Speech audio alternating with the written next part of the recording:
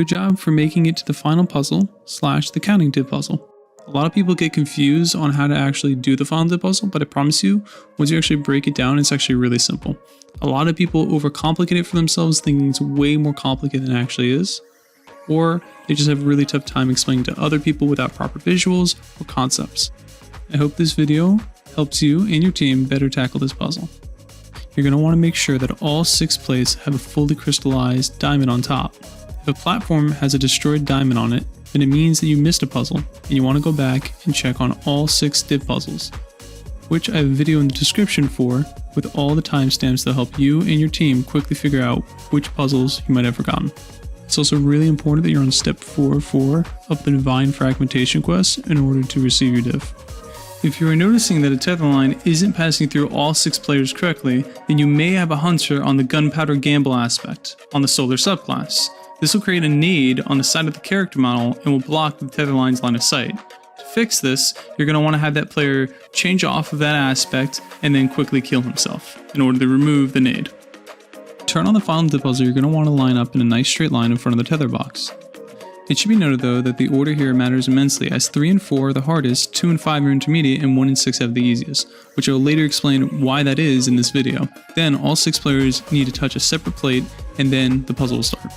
Then all players must then match the red tether line that's passing through each given player with the blue tether line on the ground, effectively making the same shape as the one on the floor.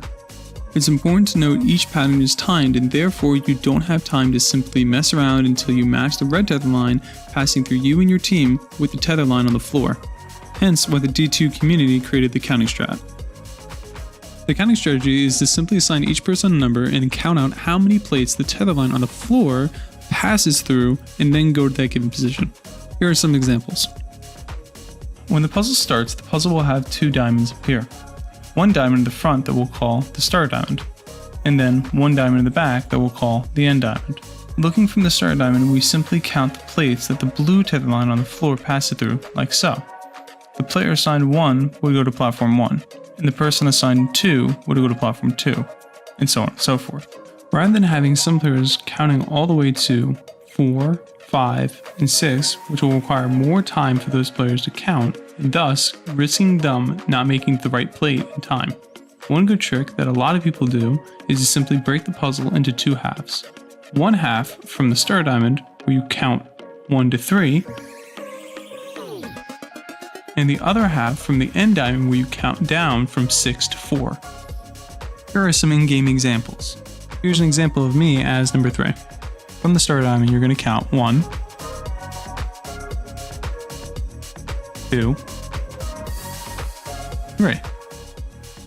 One trick that I like to do is to imagine as though the red tether line isn't even there and simply trust myself to count the blue tether line on the ground.